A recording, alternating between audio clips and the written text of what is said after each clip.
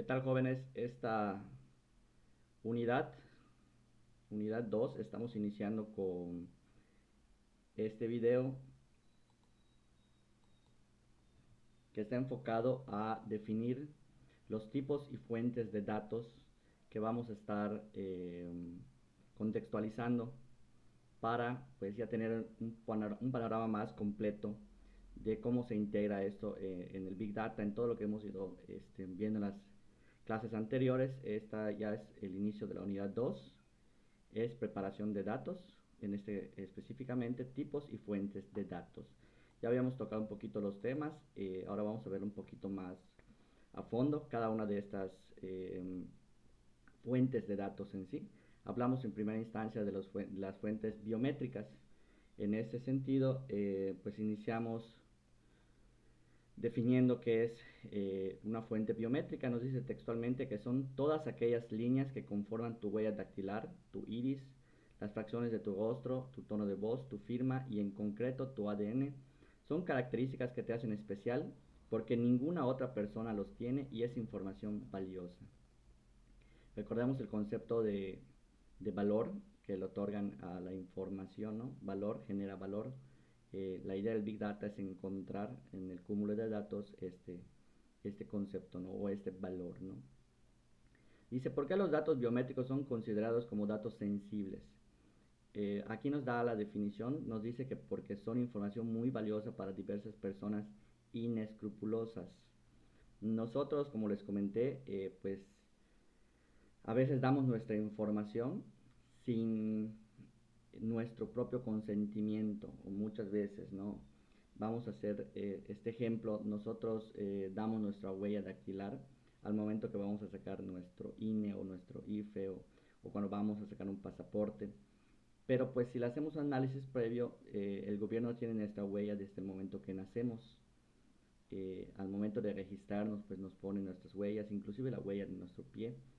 Eh, Tal vez en nuestro país no está muy dado hoy por hoy otro tipo de reconocimientos, pero pues vemos que a través de celulares ya utilizamos esta tecnología para acceder a diversas apps, llámese para desbloqueo del celular o también para hacer o aprobar transacciones bancarias.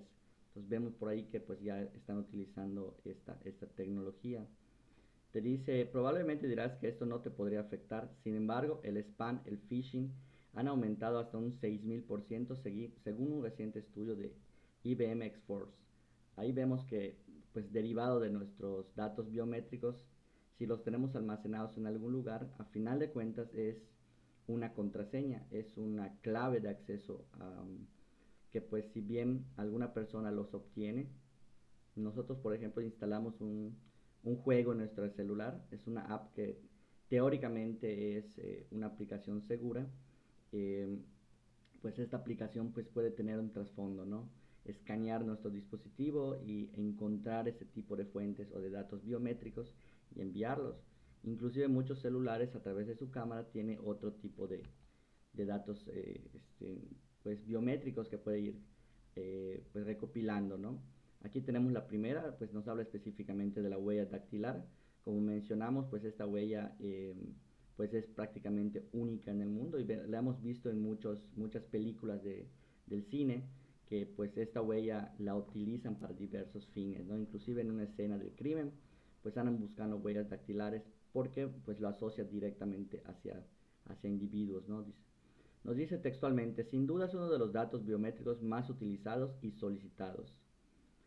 Allá te hace la alusión del ejemplo de, pues, desde nuestro nacimiento, como les comenté, ya el gobierno tiene nuestra huella. Inclusive, cuando sacamos nuestra credencial, nos hacen huellar los 5, como te dicen, ya tocaron piano, literalmente ya nos huellaron los 10 dedos de la mano. Eh, Este tipo de tecnología o de huella dactilar se divide en dos eh, formas de recolectar la información. Ahí son diversos puntos que van cotejando, ¿no? Hacen una comparativa. A final de cuentas, la huella se guarda en una base de datos pues, prácticamente como una imagen, pero esa imagen, el algoritmo es el que coteja diversos aspectos, ¿no? Formaciones y estructura propia. Entonces tienen dos formas de analizarlo. La primera es correlación. Dice, se examina la huella dactilar de manera integral.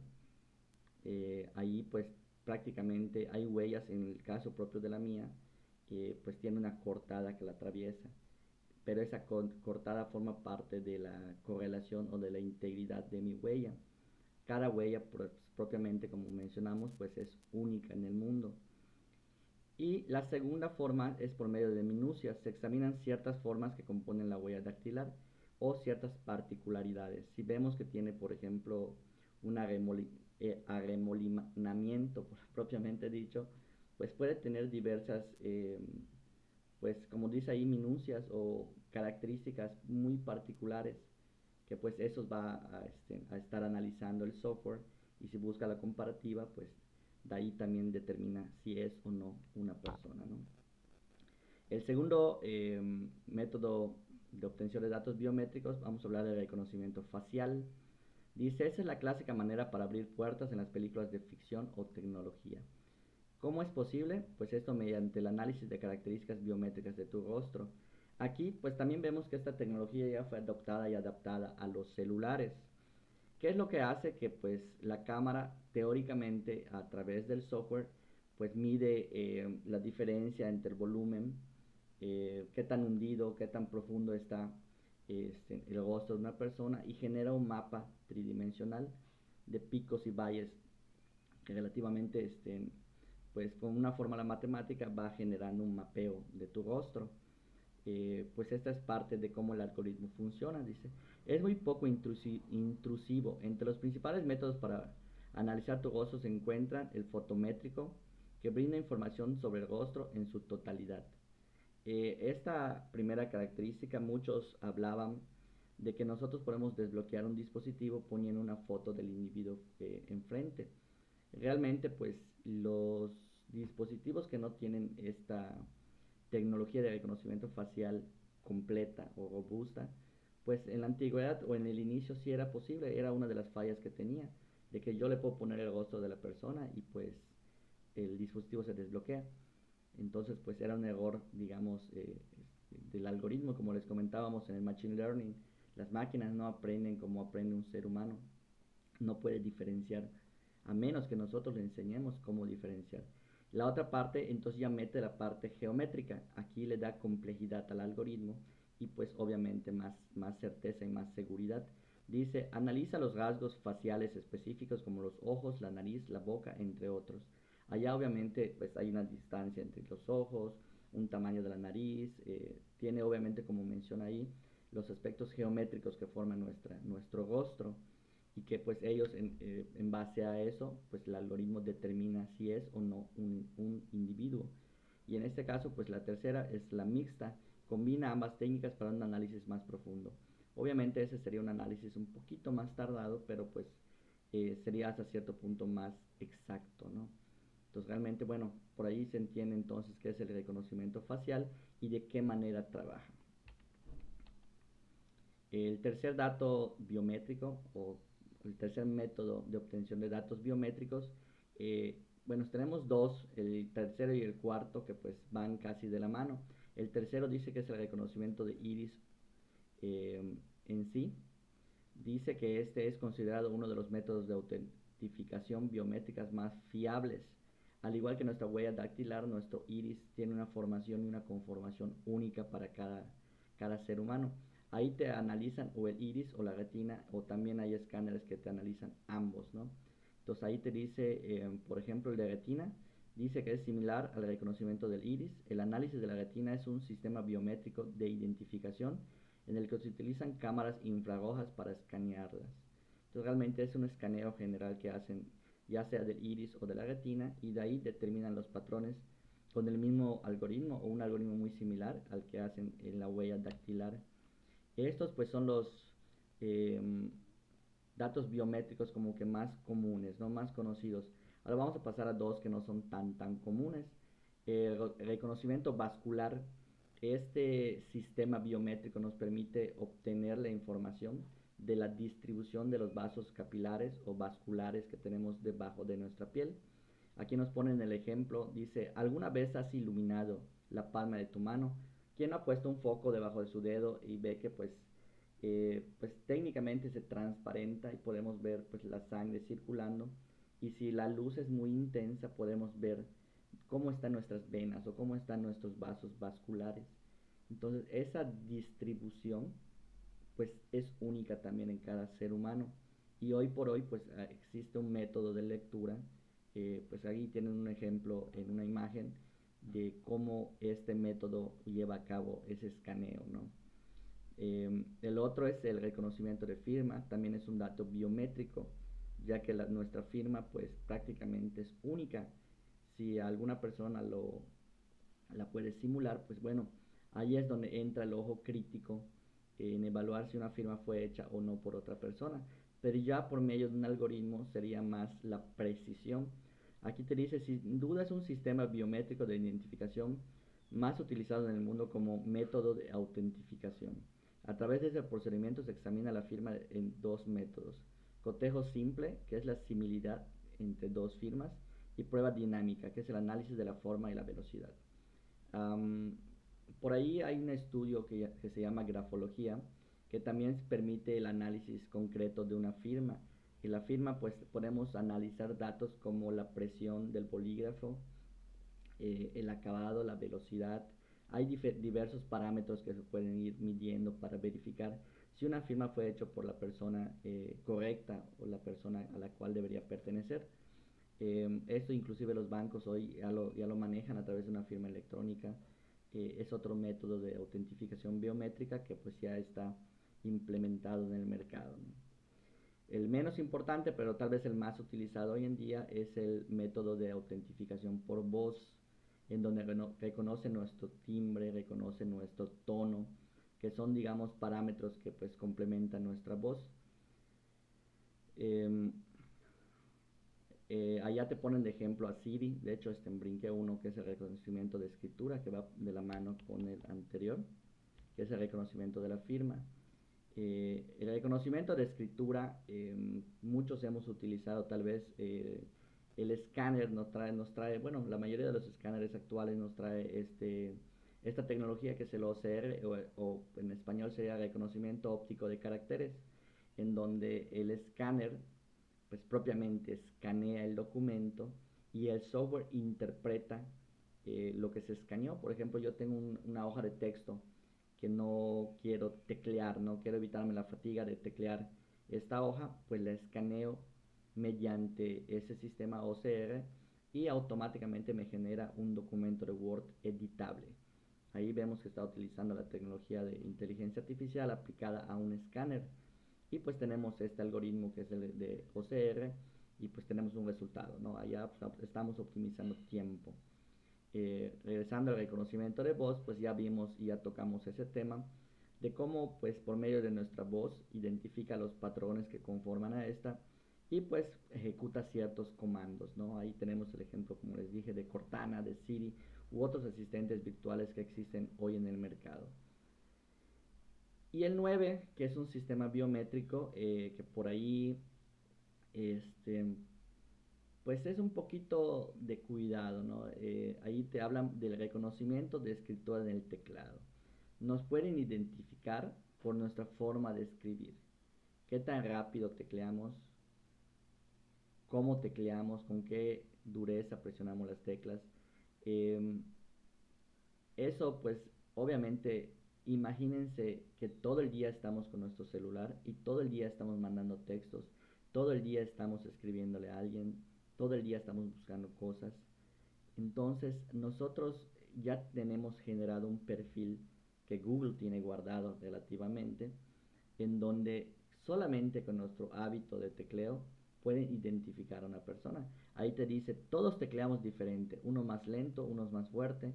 Y sí, esto también es clasificable en patrones para generar un dato biométrico. La tecnología prestará especial atención a estos rasgos: la energía que uses al momento de teclear, el tiempo que demoras en pulsar cada tecla y el tiempo transcurrido entre los dos pulsos de teclas. Allá pues ya tenemos una información nueva, ¿no? Que pues si era importante, hasta donde yo tenía entendido, pues hay programas como el Keylogger en sí, que pues pueden ir capturando todo lo que tecleamos, ojo, Esa es una forma igual, por ejemplo, imagínense que tienen instalada una app que esté capturando todo lo que nosotros tecleamos en nuestro celular. Ya no vamos a hablar de ordenadores ni de laptops, vamos a hablar de un celular, ¿no? De un smartphone o un teléfono inteligente que es tan inteligente que está recopilando información para sus verdaderos dueños. Recuerden lo que les dije en la clase anterior sobre el costo de utilizar Facebook. O sea, Facebook no es gratuito, nos cobra nuestro tiempo que dedicamos, nuestra información que le brindamos. Entonces, pues por ahí va ese tema, ¿no? Imagínense que tienes una app que esté capturando todo lo que tú tecleas y en algún momento tú entraste en tu aplicación de banco y ya tecleaste tus contraseñas. Entraste a una página, no lo sé, inclusive a Netflix y ya tecleaste tus contraseñas. Entonces todo eso que va recopilando, pues lo puedes mandar a algún lugar, lo manda a un lugar por correo y pues ya regalamos nuestros datos.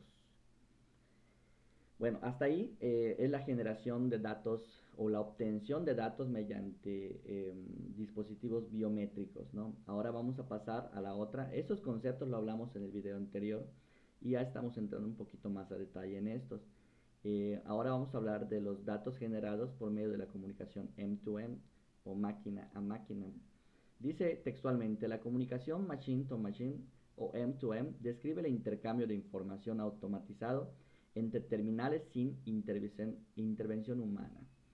Esta tecnología machine to machine se usa en diferentes ámbitos desde la supervisión, el control, la regulación de máquinas y autómatas hasta la indexación de páginas web por parte de motores de búsqueda. Aquí pues les hago la alusión nuevamente al Internet of Things o al Internet de las cosas, cómo se va aplicando y cómo toman decisiones las máquinas en base a la información que obtienen de sensores. Esta información máquina a máquina que se genera a través de esta comunicación, yo les pongo como ejemplo el Amazon Logistic o la logística que utiliza Amazon. Nosotros desde nuestro dispositivo, computadora, smartphone o cualquier otro que tenga acceso a la web o a su página, pedimos un objeto, un artículo cualquiera.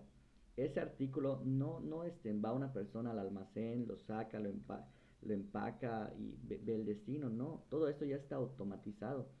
Entonces nosotros a través de una página web, una plataforma, generamos simplemente el pedido, el número del objeto, o sea, cuánto, la cantidad propiamente, ¿no?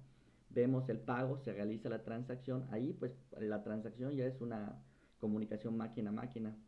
Y pues esta orden se va a los servidores de Amazon y en donde esté, digamos, ese almacén de manera automática se libera el producto, se embalata, se distribuye directamente o se va al canal que va a llevar ese envío y pues ya llega al vehículo. Obviamente si pudiera Amazon automatizar, que ya lo está haciendo, pues podría hacer las entregas a domicilio. En Estados Unidos ya hay entregas por medio de drones, en donde pues ya igual el ser humano interviene lo menos posible.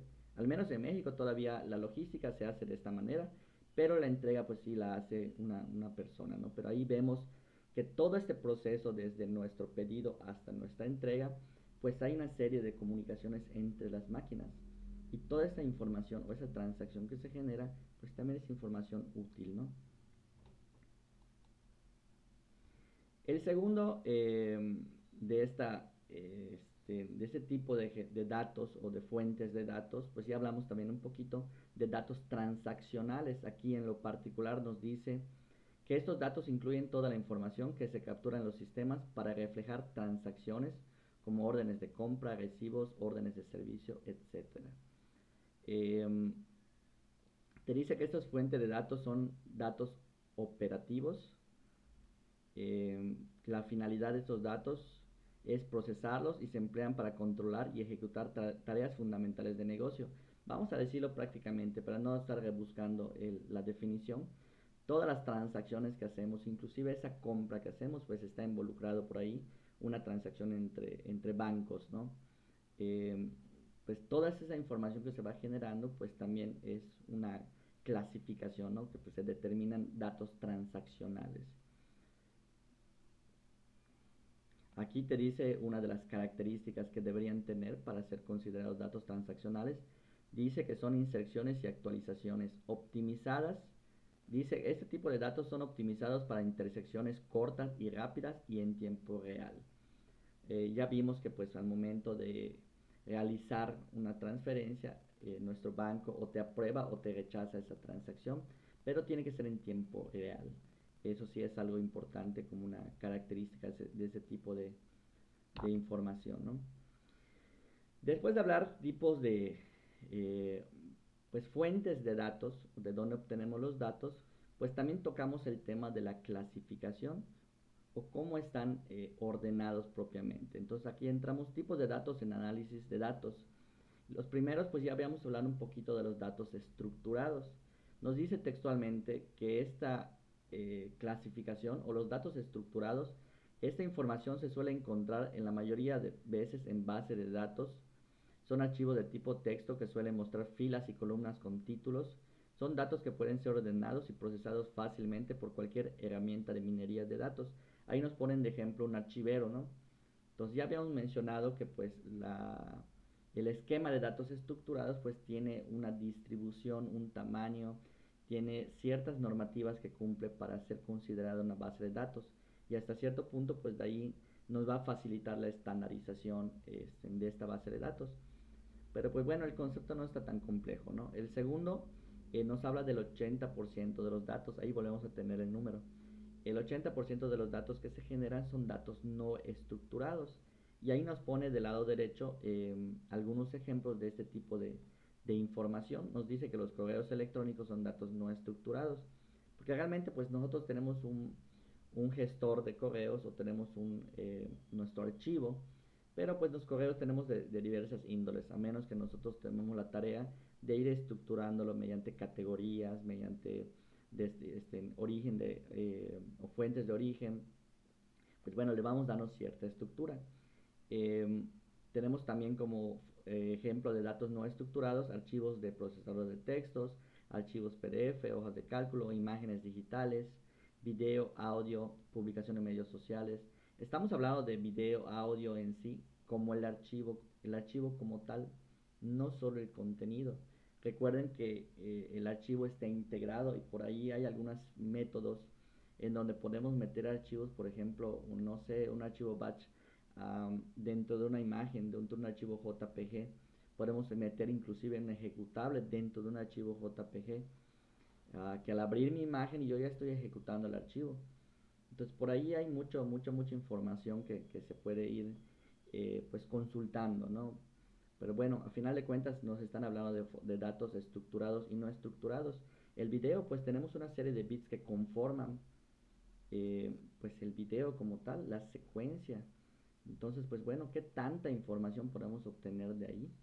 Es una forma no estructurada el video, pues nos lo presentan a final de cuentas en una serie de imágenes por segundo o frames en sí, pero pues bueno, tiene más información oculta.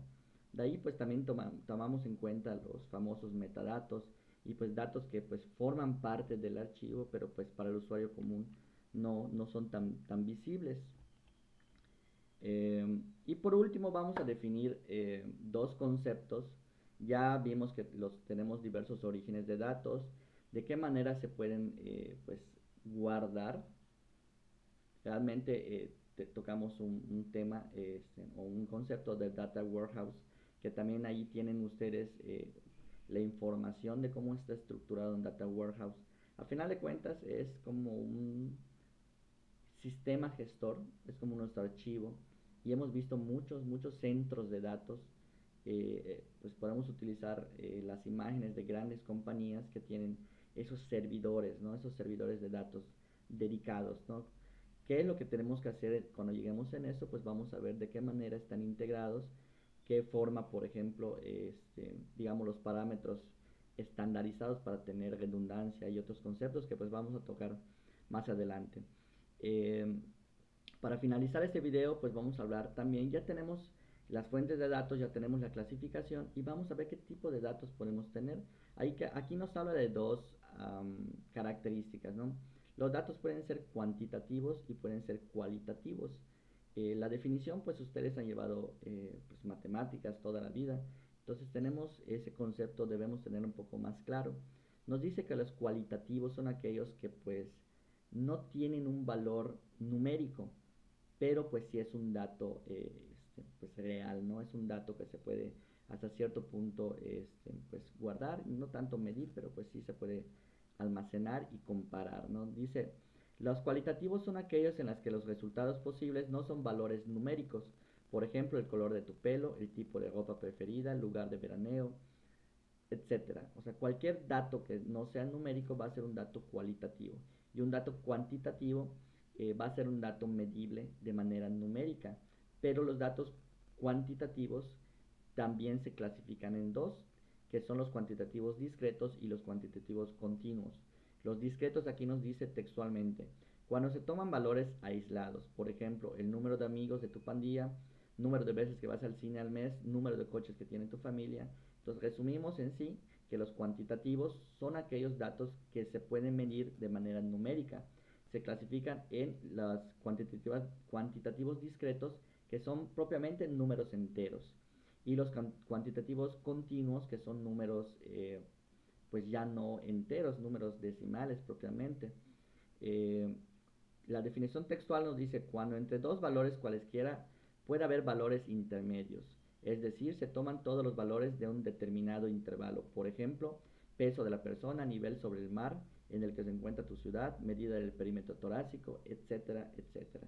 Entonces ya resumiendo, cuantitativos los que no son numéricos, cualitativos, cuantitativos, perdón, los que son numéricos que se dividen en dos, los que son discretos, que son números enteros, y los que son continuos, que son números pues no enteros, fraccionales hasta cierto punto. Con eso, chavos, tenemos el primer video de tipos y fuentes de datos.